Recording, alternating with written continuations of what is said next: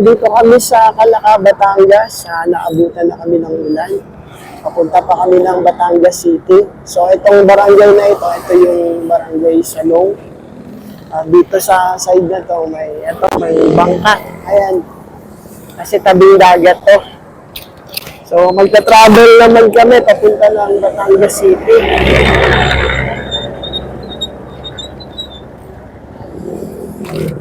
Ito yung highway dito.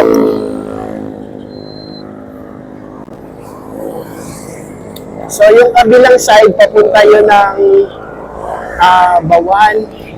Papunta ng Balayan, na Cebu. Ito naman, papunta ng Lemery. Samahan nyo kami muli sa aming rides ngayong January 2, 2026. God bless us all.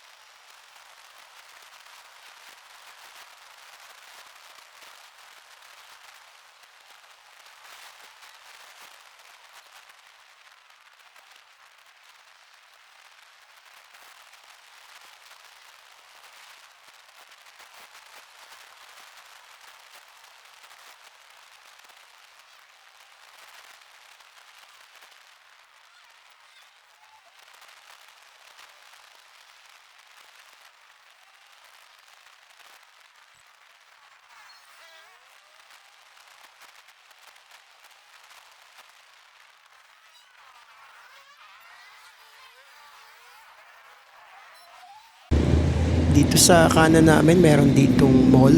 Tapos ito yung signage papuntang Lemery, Taal, Batangas City. Dito sa left side naman ay meron ditong bus terminal. So dito sa tapat ng Jollibee, merong parang rotonda. At dyan kami dadaan. Hindi kami dediretso ng street na to kasi yung diretso nito papunta ng sentro ng Lemery. So kailangan dito kami sa left. May traffic light pero nagbi-blink. Ibig sabihin ay hindi gumagana. Kapag ganito ay bigayan lang para lahat ay maging maayos yung travel. So diretso lang kami dito.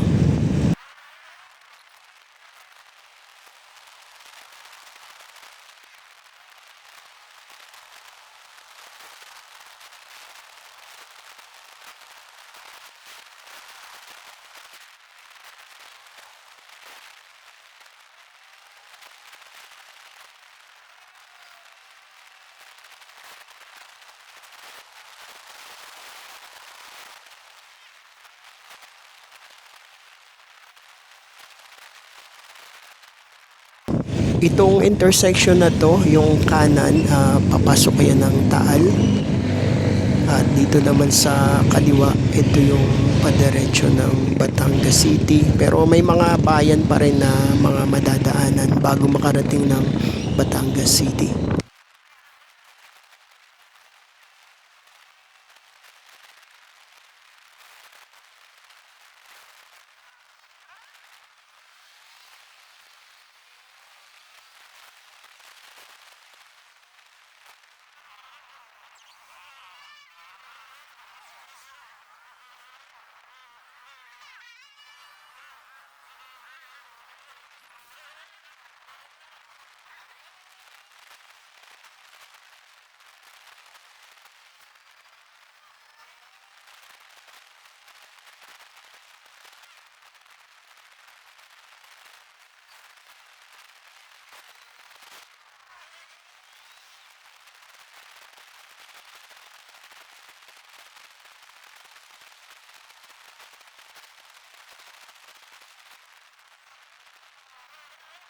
Nakalagpas na kami ng Taal at nadaanan namin kanina yung sa may Tawilisan.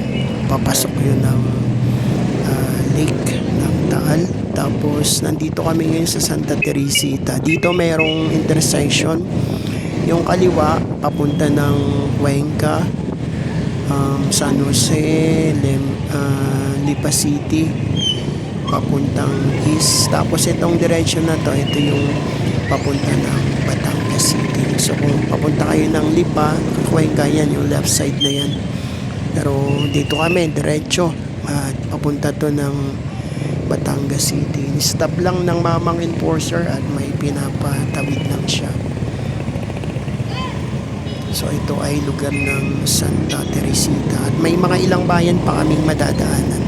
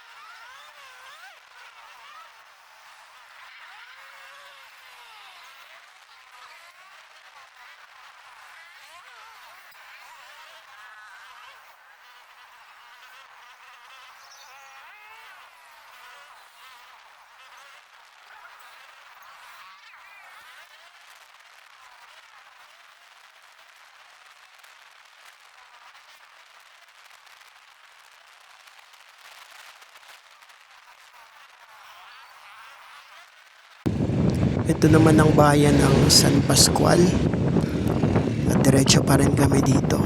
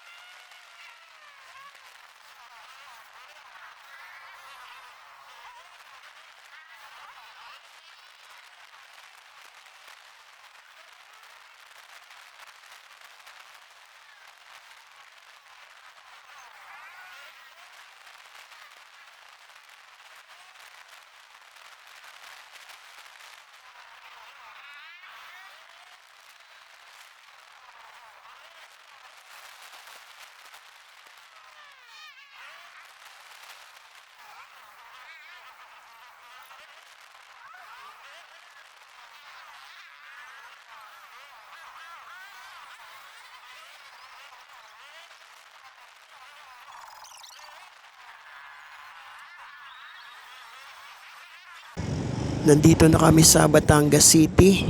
Dahil inabot nga kami ng ulan kanina ay mainit, nakakapote kami. So magtatanggal muna ng kapote. Gigilid lang kami dito sa medyo safe. At tuloy kami after nito. Malapit naman na ang aming final destination. Monte Maria Glass Walk.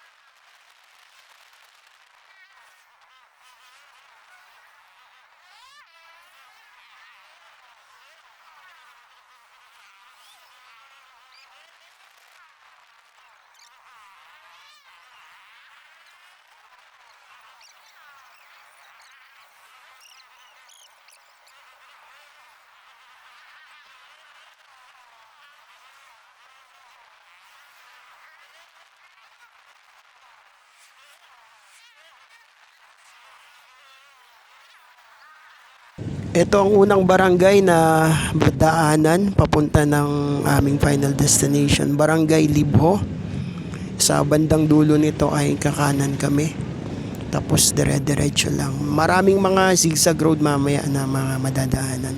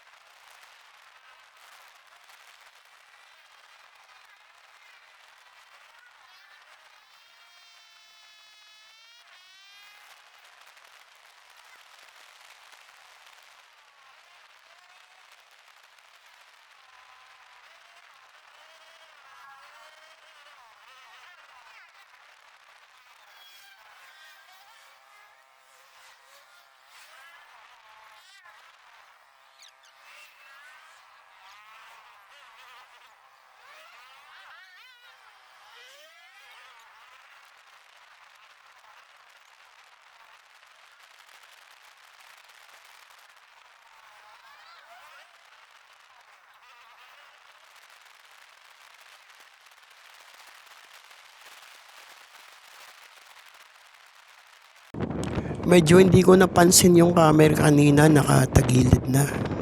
At marami kaming nadaan ng mga zigzag road. Ngayon, dumadaan kami dito sa, I think, planta ng gas. Maraming malalaking tangke dito. Tapos, halos paakyat na kami ng bundok.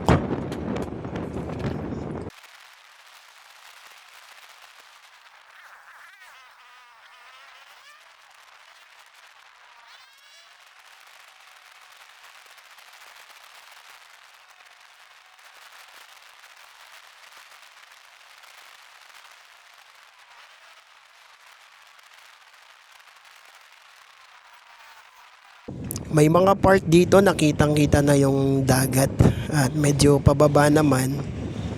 Ayan, maganda na mag-swimming dito. Meron ditong parang park. Parang baywalk din to. So pag ganitong pababa ay ingat. Alalay lagi ang preno. So ayan, ang ganda ng dagat. At mayroon silang pasyalan.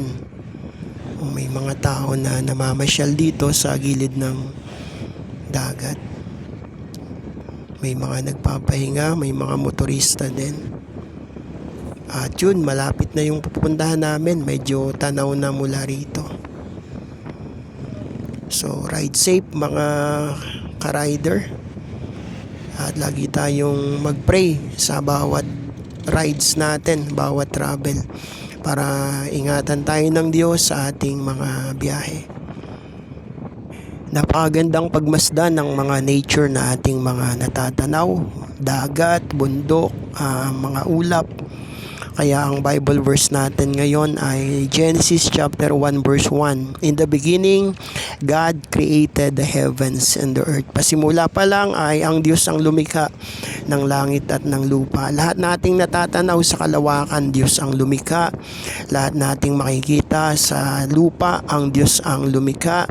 Kaya tayo ay na-amaze sa magandang likha ng Panginoong Diyos na makapangyarihan sa lahat. So yung aming mga dinadaanan ay marami pa rin yung mga zigzag, at kung dadaan kayo dito ay doble ingat, at lagi nating paalaala, lagi tayong magdasal bago tayo magbiyahe. Ayan, at halos natatanaw na rin namin yung aming final destination, ang Monte Maria International Shrine. Pero ang talagang pupuntahan namin doon ay yung Glass Walk.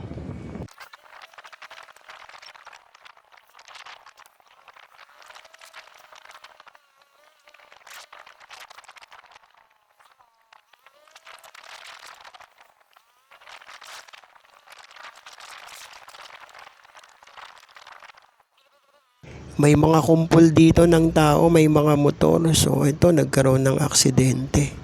Sana hindi naman malma. Okay naman, nakaupo naman na yung isang babae, hawak ng isang lalaki. At ingat kasi madulas talaga yung kalsada dito. So mga zigzag, may mga madulas, kaya doble ingat kapag dadaan dito. At malapit na kami sa aming pupuntahan.